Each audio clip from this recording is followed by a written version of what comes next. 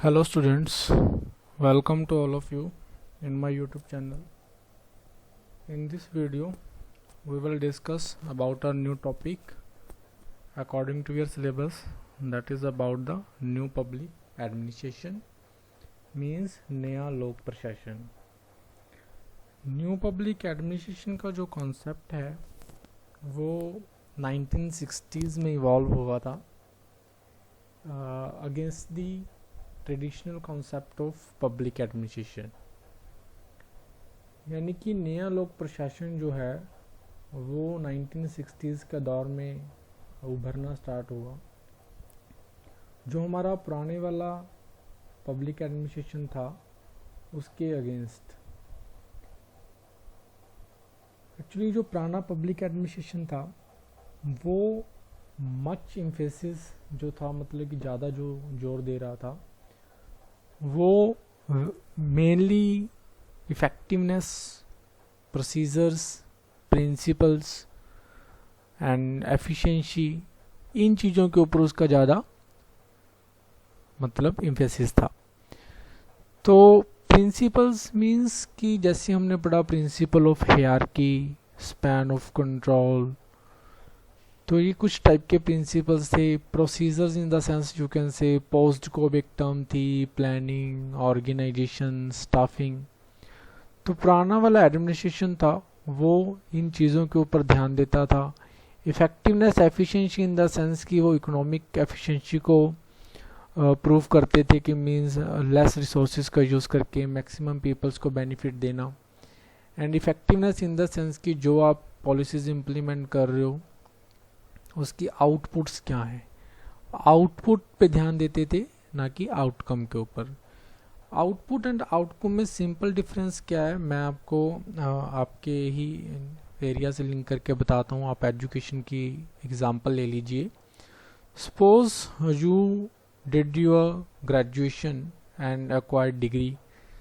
तो आपने कॉलेजेस में स्टडी की, वहाँ पे आपका इनपुट हुआ, मींस आपने एडमिशन्स ली, टीचर्स ने आपको बहुत कुछ पढ़ाया एंड अल्टीमेटली कितने स्टूडेंट्स वहाँ से पास हो गए, दैट इज़ आउटपुट. कितने स्टूडेंट्स को डिग्री मिला. लेकिन डिग्री लेने के बाद आप उस डिग्री का यूज़ कैसे कर पाए, आप एम्प्लॉयबल हो कि नहीं हो, आपने वैल्यू एजुकेशन सीखा कि नहीं सीखा, सोसाइटी में आप किस तरह का रोल प्ले कर पा रहे हो, that is about the outcome. तो हमारी एजुकेशन सिस्टम भी इस तरह का आज डिज़ाइन हो चुका है कि हम आउटपुट तो मेज़र कर लेते हैं और आउटकम को मेज़र नहीं कर पा रहे हैं. तो पुराने वाले पब्लिक एडमिनिस्ट्रेशन में भी कुछ इस तरह की दिक्कतें थी कि वो आउटकम्स को मेज़र नहीं कर पा रही थी, आउटपुट के ऊपर एम्फेसिस ज़्यादा था उनका. तो न्यू पब्लिक एडमिनिस्ट्रेशन का जो कॉन्सेप्ट है उसने बोला कि एडमिनिस्ट्रेशन जो है it should emphasize upon values and philosophy. जो ये दो वर्ड्स यहाँ पे मेंशन्ड है, इसको पब्लिक एडमिनिस्ट्रेशन को जो एम्फेसिस करना चाहिए वो वैल्यूज़ के ऊपर एंड फिलोसफी के ऊपर आपको ज़्यादा ध्यान देना चाहिए. एंड जो सिग्निफिकेंस होना चाहिए वो क्लाइंट्स, जो पब्लिक है वो एक तरह की क्लाइंट होनी चाहिए आपकी. मीन्स जैसे क्लाइंट्स का एक राइट होता है तो ऐसे ही अपने पब्लिक का, सिटीजन का राइट्स होने चाहिए. तो न्यू पब्लिक एडमिनिस्ट्रेशन का जो पूरा का पूरा कॉन्सेप्ट था इन थिंग्स के अराउंड था. सो न्यू पब्लिक, अगर हम वैल्यूज़ एंड फिलॉसफी को थोड़ा देखें तो वैल्यूज़ यहाँ पे दो टाइप की वैल्यूज़ हैं. वैल्यूज़ का मीन मूल्य, फिलॉसफी इन द सेंस दर्शन शास्त्र, आपका माइंड का सोचने का नज़रिया, that is about the philosophy, आपके सिद्धांत क्या हैं. वैल्यूज़ जो हैं, अगर मान लो आप सिर्फ एक सोसाइटी का एक पार्ट हो, ह्यूमंस हो, मींस आप किसी प्रोफेशन में इन्वॉल्व नहीं हो अभी, तो आपकी कुछ ह्यूमन वैल्यूज़ होती हैं, लाइक कंपैशन है, ऑनेस्टी है, सेल्फ रिस्पेक्ट है, सेल्फ एस्टीम है, करेज है, क्रिएटिविटी है, इनोवेशंस हैं. ये आपकी कुछ ह्यूमन वैल्यूज़ हैं. लेकिन जब आप किसी प्रोफेशन का पार्ट बनते हो, आप एडमिनिस्ट्रेटर, मेनली हम एडमिनिस्ट्रेशन पढ़ रहे हैं, तो suppose U becomes an administrator, तो आपको एक ऑर्गेनाइजेशन में जब काम करना है तो वहाँ पे आपकी कुछ वैल्यूज़ डेवलप होती हैं. तो वहाँ पे आपका एक सोसाइटी के लिए कुछ आपकी रिस्पॉन्सिबिलिटीज़ होती हैं। तो वहाँ पे वैल्यूज़ की मैं बात करूँ तो पब्लिक बेनिफिट्स प्रोवाइड करना, यानी कि जनता की भलाई के लिए काम करना, मीटिंग करना आइडेंटिफाइबल सोशल नीड्स को, मतलब समाज की कुछ ज़रूरतें हैं तो आप उनको कैसे पूरा करोगे, लोगों की भलाई के लिए उनके इंटरेस्ट के हिसाब से थिंग्स को अरेंज करना या उनके एडवांसमेंट के लिए काम करना, पूरी सोसाइटी की जो ह्यूमन वैल्यूज़ हैं उनको प्रोटेक्ट करना या उनको डेवलप करना, लोगों की लाइफ की जो क्वालिटीज़ है उसको इम्प्रूव करना, कॉन्फ्लिक्ट्स को रिड्यूस करना सोसाइटीज़ में, रिलीजन्स में, अपनी सिविक ड्यूटी है जो जिसके लिए आपको वहाँ पे अपॉइंट किया गया है उसको अच्छे तरह से निभाना, करप्शन फ्री रहना,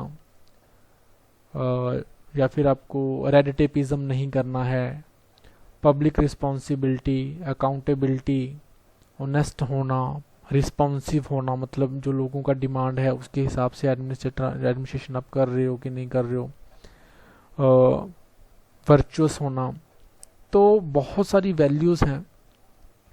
फिलॉसफी इन द सेंस कि जब हम एडमिनिस्ट्रेशन करेंगे तो हमें ह्यूमंस के बिहेवियर को, उनके माइंड को स्टडी करते हुए एडमिनिस्ट्रेशन को रन करना है।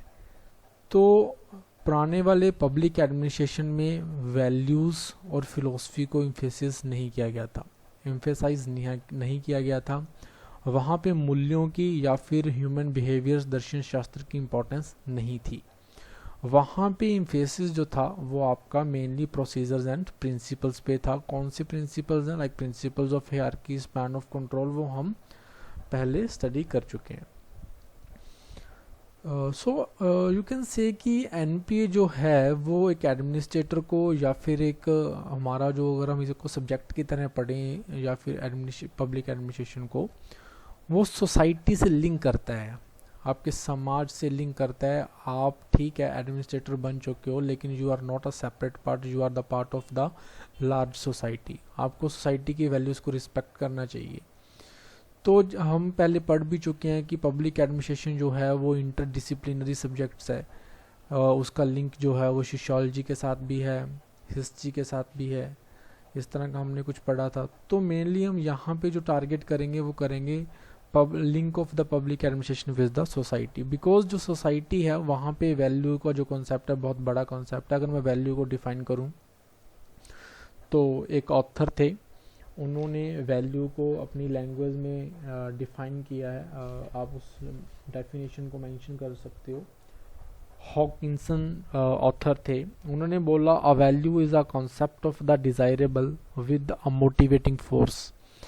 मीन्स वैल्यू का मतलब आपका एक पर्सनल ट्रेट, जो आपकी इच्छा है उस ट्रेट को अपने अंदर मतलब इंक्लूड करने की, इनकलकेट करने की, वो इनकलकेट कर आप उसी लिए करते हो कि आपको एक मोटिवेशन मिल रहा है कि हाँ मैंने ये चीज़ करनी है।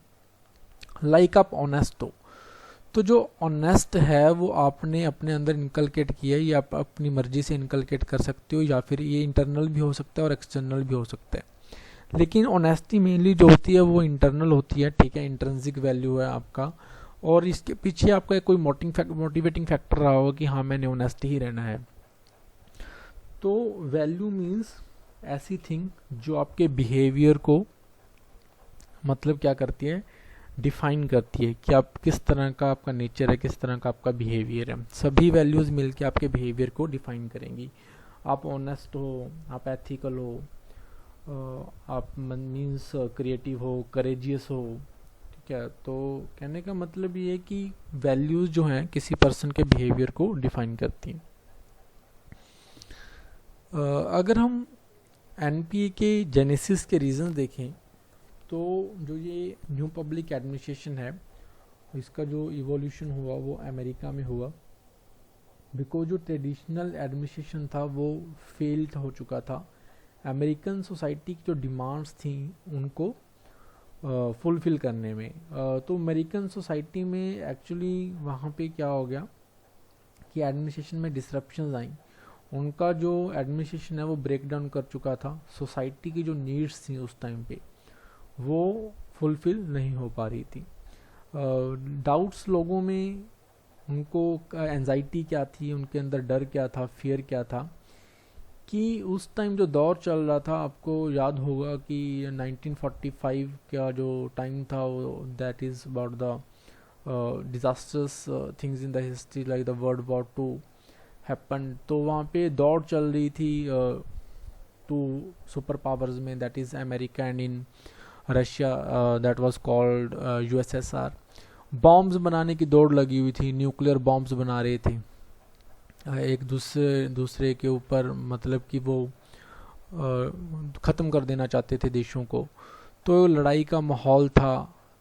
Mounting internal cleavages in the US means कि यूएस के अंदर ही कुछ लोग, यूएस की जो पॉलिसीज़ थी कि वो सुपर पावर बनना चाहता था, ज़्यादातर एक्सपेंडिचर वो अपना डिफेंस के ऊपर खर्च कर रहा था।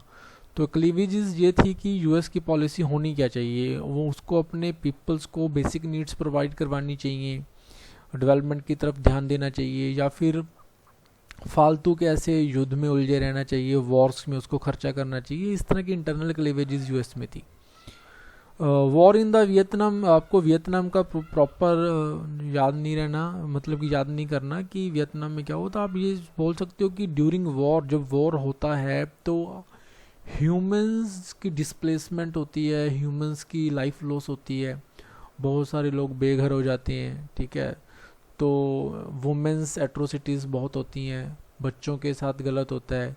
तो इस तरह की कुछ थिंग्स थी जो मानवता को शर्मसार करती हैं, यू कैन से कि ह्यूमैनिटीज़ के लिए ये अच्छा नहीं है। उस टाइम पे मॉरल कॉन्साइंस ऑफ द जो वर्ड होता है, मॉरल कॉन्साइंस मीन्स आपकी जो अंतरात्मा होती है, उसकी कुछ वैल्यूज़ होती हैं कि मान लो हमने वुमेंस की रिस्पेक्ट करनी है, किसी को मारना नहीं है, फालतू किसी के ऊपर हाथ नहीं उठाना, या दया का भाव होना चाहिए, कंपैशन होना चाहिए। इस तरह की आपकी जो मॉरल ग्राउंड्स होती हैं उनको बहुत आहत हुआ उस टाइम पे मीन्स। तो पॉपुलेशन एक्सप्लोजन होता जा रहा था, जनसंख्या बढ़ती चली जा रही है।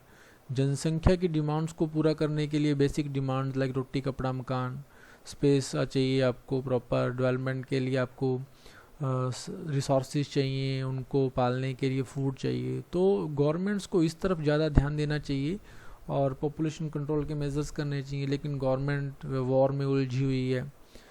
Pollution of environment, new technology वहाँ पे आई, मान लो युद्ध हुए तो इन्वायरमेंट पोल्यूट हो रहा है, फैक्ट्रीज आ रही हैं नई नई, उनको पीपल्स को रहना मुश्किल हो गया है, हमारी एयर पोल्यूट हो रही है।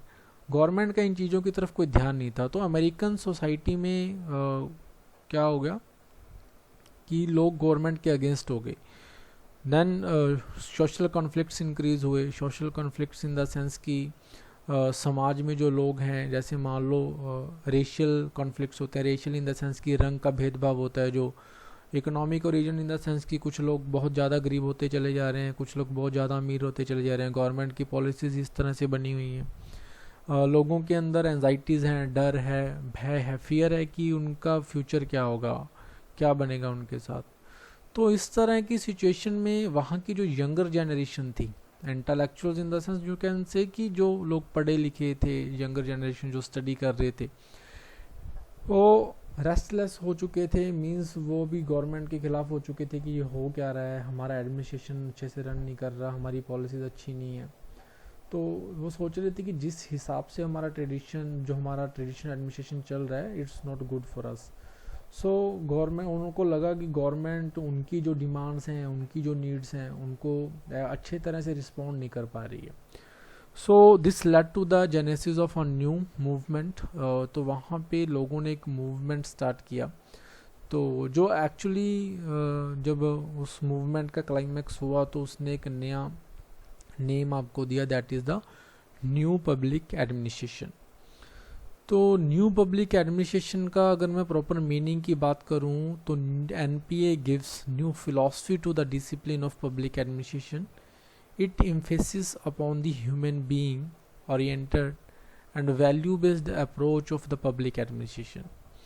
मीन्स कहने का मतलब है कि जब आप एडमिनिस्ट्रेशन कर रहे हो तो जिस चीज़ के लिए आप एडमिनिस्ट्रेशन कर रहे हो, आप सोसाइटी के लिए एडमिनिस्ट्रेशन कर रहे हो, आप लोगों के लिए एडमिनिस्ट्रेशन कर रहे हो, उनके वेल बीइंग के लिए एडमिनिस्ट्रेशन कर रहे हो, उनके डेवलपमेंट के लिए एडमिनिस्ट्रेशन कर रहे हो, तो आपको ह्यूमंस को कंसीडर करना चाहिए, उनकी जो वैल्यूज़ हैं, जिसके ऊपर ह्यूमंस का पूरा जो स्ट्रक्चर है वो टिका हुआ है सोसाइटी का, उसको जब तक रिस्पेक्ट नहीं करोगे, उस हिसाब से आप पॉलिसीज़ को डिज़ाइन नहीं करोगे, तब तक आप अच्छा एडमिनिस्ट्रेशन नहीं कर सकते.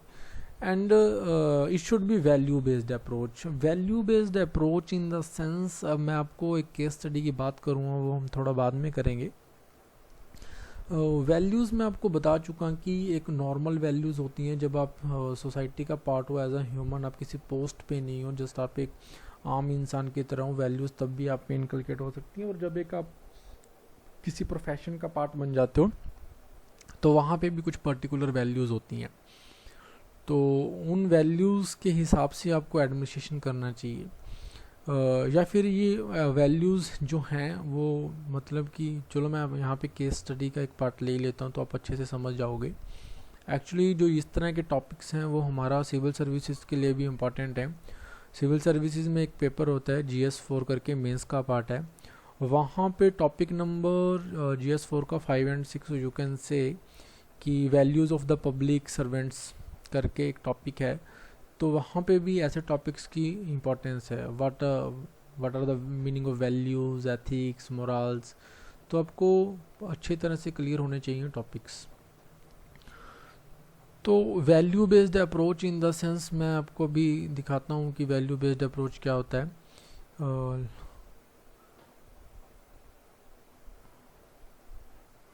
तो हम एक केस स्टडी का एग्जांपल लेके चलेंगे. तो आपकी स्क्रीन पे यहाँ पे एक केस स्टडी है. ये 2016 का UPSC का क्वेश्चन था. Case study in the sense कि आपको एक सिचुएशन दी जाती है और उस सिचुएशन को आपको अच्छी तरह से अंडरस्टैंड करने के बाद एक डिसीज़न लेना होता है, डिसीज़न मेकिंग करनी होती है. और वो डिसीज़न मेकिंग मेनली आपको वैल्यूज़, एथिक्स समझने के बाद ही आप डिसाइड कर पाओगे कि मेरी जो पावर्स हैं, मेरी एथिक्स क्या हैं, मेरी ऑर्गेनाइजेशंस के प्रति रिस्पॉन्सिबिलिटीज़ क्या हैं और मेरे पास मतलब अथॉरिटी क्या है. तो इस हिसाब से आप डिसाइड करोगे. तो यहाँ पे सबसे पहले मैं केस स्टडी डिस्कस कर रहा हूँ. वो डिपेंड करती है मीटिंग एन इन आइडेंटिफाइएबल सोशल नीड. आइडेंटिफाइएबल सोशल नीड्स मतलब कि आप समाज की किसी एक ज़रूरत जो है, किसी भी टाइप की वो ज़रूरत हो सकती है, for the backward classes, for the scheduled peoples, for the womens, for the children. Suppose कीजिए कोई सोसाइटी की नीड है और आपने उसको आइडेंटिफाई तो कर लिया है, लेकिन उस ज़रूरत को आप पूरा कैसे करोगे, उसकी एक सिचुएशन दी हुई है और आपसे पूछा गया है कि आप इस सिचुएशन में क्या करोगे. So let's we read it. Suppose you are an officer in charge of implementing a social service scheme to provide support to old and destitute women. आपको ऑफिसर इन इंचार्ज बनाया हुआ है, किसी एक सामाजिक सेवा की एक स्कीम है, उसको आपने इम्प्लीमेंट करना है. तो वो रिगार्डिंग किसके रिगार्डिंग है कि जो हमारी बुज़ुर्ग महिलाएं हैं, डेस्टिट्यूट वुमेन्स जो हैं, उनके लिए आपको उनकी मतलब रोज़मर्रा ज़िंदगी की जो ज़रूरतें हैं उनको हेल्प मिले उसमें. इस तरह का कुछ स्कीम है. And old and illiterate woman comes to you to avail the benefits of the scheme. इस स्कीम को ध्यान में रखते हुए एक महिला जो बुज़ुर्ग है लेकिन वो इलिटरेट भी है, वो मतलब अनपढ़ है, उसको ज़्यादा कुछ पता नहीं है. अनपढ़ इन द सेंस कहना अच्छा नहीं लगता है, मीन्स वो लेकिन उसको ज़्यादा कुछ समझ नहीं है. वो आपके पास आई वो स्कीम का बेनिफिट लेने के लिए. However she has no documents to show that she fulfills the eligibility criteria. उस स्कीम के अंदर कौन कौन से बेनिफिशरीज होंगे उनको आइडेंटिफाई करने के लिए मान लो आपके पास एक कोई क्राइटेरिया है, लेकिन उस क्राइटेरिया के अंदर एलिजिबिलिटी प्रूफ करने के लिए उस वुमेन के पास कोई भी डॉक्यूमेंट नहीं है. But after the meeting her, listening to her, you feel that she certainly needs support. लेकिन उसको मिलने के बाद आपको लगा कि उसको वाकई सपोर्ट की ज़रूरत है, बेशक उसके पास प्रूफ करने के लिए कोई डॉक्यूमेंट नहीं है.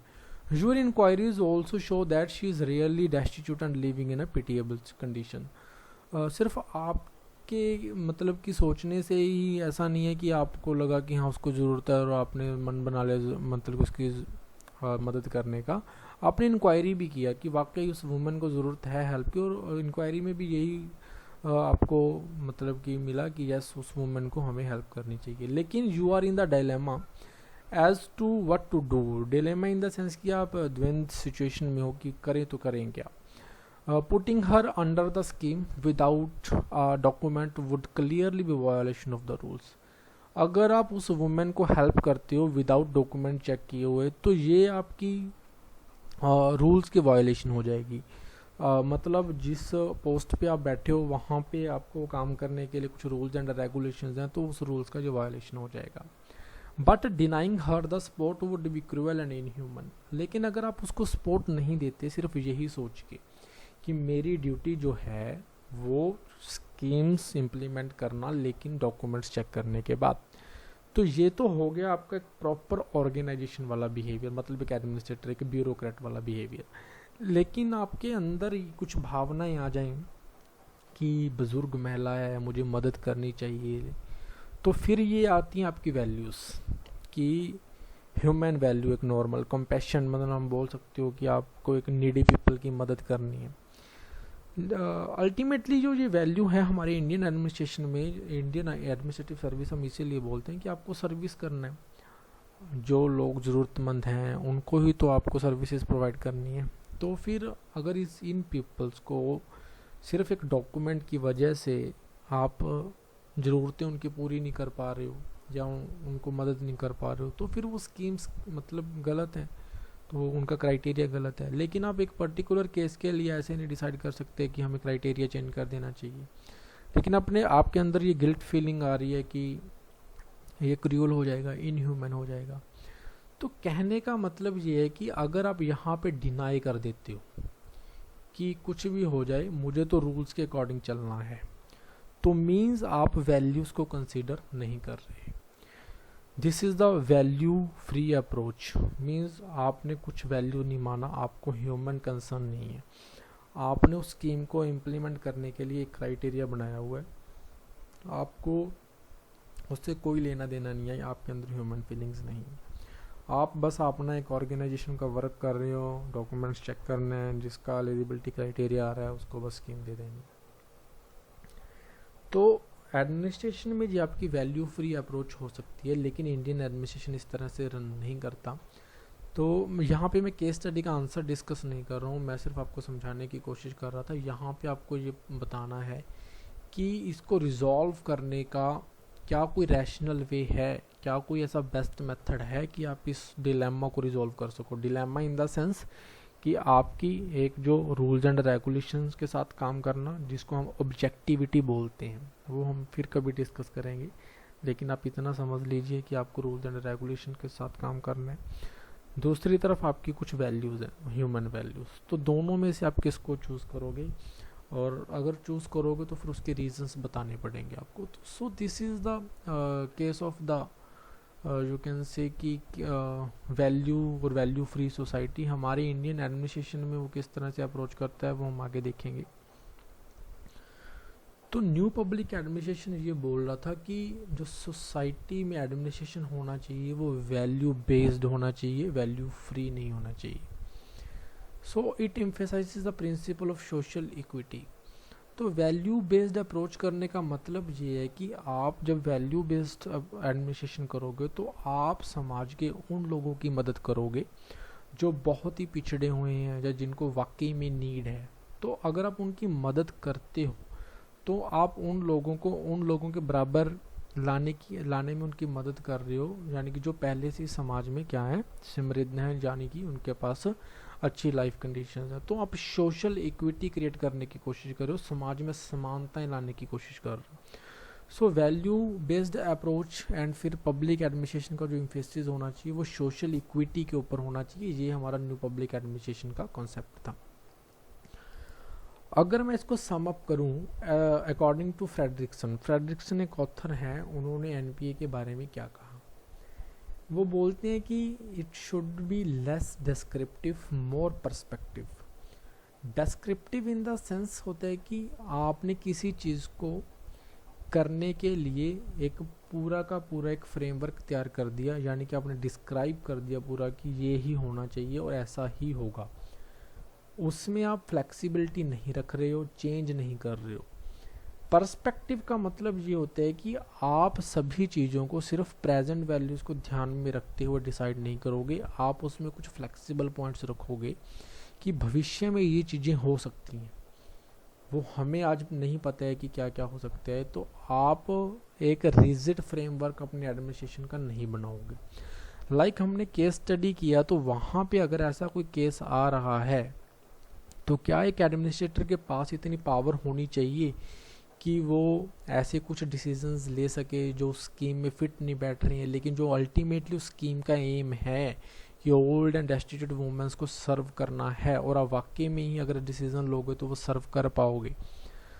तो ये पर्सपेक्टिव वाला कंसेप्ट होना चाहिए। There should be flexibilities in the administrative procedures, less status quo and more change oriented in the sense, ऊपर वाले से लिंक करता है कि आपको अगर सोसाइटी की डिमांड्स चेंज हो रही हैं, अगर सोसाइटी कुछ चेंज चाहती है, तो स्टेट जो गवर्नमेंट है जो हमारा एडमिनिस्ट्रेशन है उस चेंज को लेके आना चाहिए।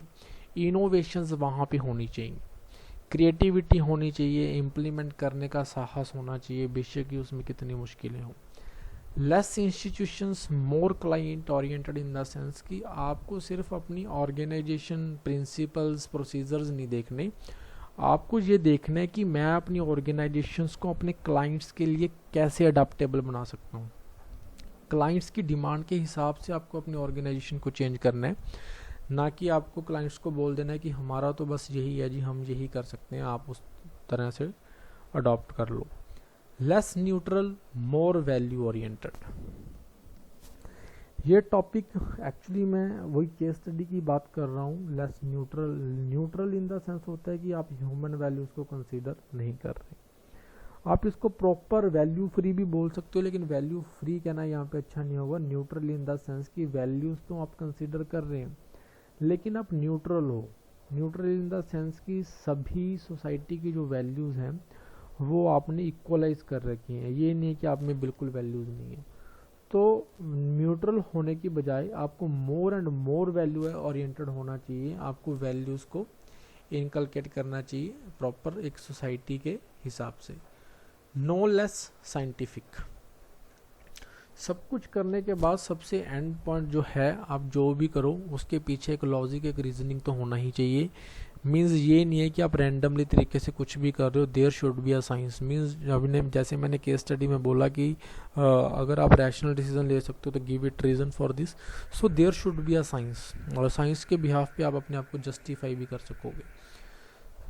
सो नेक्स्ट मुझे लगता है यहाँ पे आपको थोड़ा क्लियर हो गया होगा कि न्यू पब्लिक एडमिनिस्ट्रेशन क्या था और किस दिशा में आपको डायरेक्शन में लेके जाना चाहता है। नाउ इवोल्यूशन, अगर मैं इवोल्यूशन की बात करूँ, न्यू पब्लिक एडमिनिस्ट्रेशन मैंने पहले ही बोला कि वो 1960s का दौर में इवॉल्व हुआ, लेकिन उसको इवॉल्व करने के पीछे जो हमारा मेजर 3 थिंग्स रही वो थी, एक तो हमारा John Honey report, then is the Philadelphia conference and the Minnowbrook conference. तो इसका जो इवोल्यूशन है वो हम अब डिस्कस करेंगे। तो जो मिनोब्रुक कॉन्फ्रेंस थी वहाँ पे राइट वाल्डो नाम के साइंटिस्ट थे, 1967 में उनकी लीडरशिप के अंडर ये ऑर्गेनाइज किया गया था। एंड वहाँ पे एक और ऑथर थे, वो थे Frank Marini and George Frederiksen. उनकी जो अध्यक्षता है, मतलब कि वो एकेडमिक्स थे, एकेडमिक्स इन द सेंस जो कहते वो लाइक स्कॉलर्स थे, वहाँ पे वो यूनिवर्सिटीज़ में प्रोफेसर्स कह सकते हो, वो स्टडी कर रहे थे वहाँ पे। तो उन्होंने कुछ इंटेलेक्चुअल्स लोगों को बुलाया और डिस्कस किया। तो इस तरह के डिस्कशंस में से जो एनपीए का जो कॉन्सेप्ट है वो रिफाइंड होके निकला है। तो एक और नेक्स्ट ऑथर है मोहित भट्टाचार्य। मोहित भट्टाचार्य की एक फेमस बुक है new horizons of the public administration. ये बुक बहुत अच्छी है, आपको पढ़नी चाहिए। उन्होंने बोला था कि जो स्कॉलर्स हैं वो मिनोब्रुक कॉन्फ्रेंस जो हुई डिवाइड वाल्डो के अंडर, वो जब उन्होंने वहाँ पे डिस्कशंस किया तो वहाँ से 2 वॉल्यूम्स निकले थे जो बाद में डिटेल्ड उस एनपीए के ऊपर लिखे गए। मोहित भट्टाचार्य एक्चुअली उस बात को ही एनपीए का ओरिजिन मानते कि यहीं से हमारा न्यू पब्लिक एडमिनिस्ट्रेशन का क्या हुआ एवोल्यूशन हुआ। तो major landmarks in the growth and emergence of the NPA मैंने आपको पहले ही बोल दिया। हनी रिपोर्ट, जो जॉन हनी इसके ऑथर थे, उन्होंने ये एक्चुअली एक कमेटी बनी थी higher education for public services, means public servants के लिए हायर एजुकेशन का जो प्रोविजंस हैं उनको स्टडी करने के लिए। तो फिलाडेल्फी कॉन्फ्रेंस जो था वो भी 1967 में हुआ, मिनोब्रो कॉन्फ्रेंस 1960 में हुआ। इस कॉन्फ्रेंस के बाद दो बुक्स लिखी गई। First one is the publication of the towards NPA the Minnowbrook perspective, और ये फ्रैंक मैरी ने लिखा था। Publication of public administration in a time of turbulence, ये आपका डाइट वोल्डो ने लिखा था 1971 में। तो let we discuss one by one this all reports, और you can say the conferences. सबसे पहले हम हनी रिपोर्ट को डिस्कस करेंगे। Honey report was prepared by the John Honey, ये ऑथर थे सरकास यूनिवर्सिटी में 1967 में। तो उन्हीं के नाम पे इस रिपोर्ट का नेम पड़ा। He identified 4 problems in the discipline which needed immediate action. Discipline in the sense कि public administration जो हम पढ़ रहे हैं हमारा, तो उन्होंने 4 तरह की हमारी प्रॉब्लम्स बताई कि इस एडमिनिस्ट्रेशन, इस जो हमारा जो डिसिप्लिन है पब्लिक एडमिनिस्ट्रेशन जिसको हम स्टडी कर रहे हैं, जो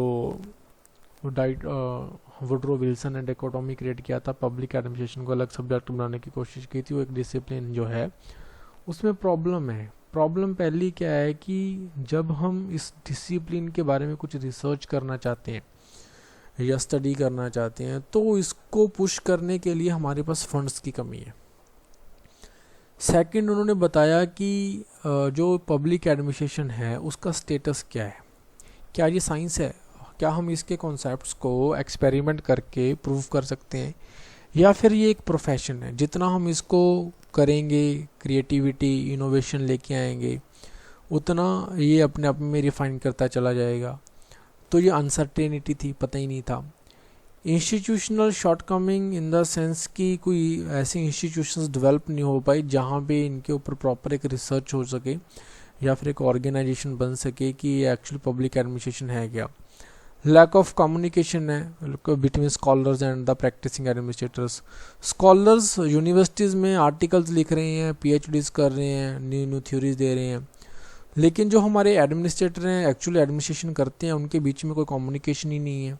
स्कॉलर्स ने बड़ी बड़ी थ्योरीज बनाती, वैल्यूज़ होनी चाहिए, ह्यूमंस को रिस्पेक्ट करो, लेकिन जो एडमिनिस्ट्रेटर्स ऐसा कुछ करते ही नहीं है, उनकी ट्रेनिंग ही बिल्कुल अलग तरीके से होती है, तो उनका आपस में कोई लिंक ही नहीं है। तो फिर उस सब्जेक्ट को स्टडी करने का फ़ायदा क्या है।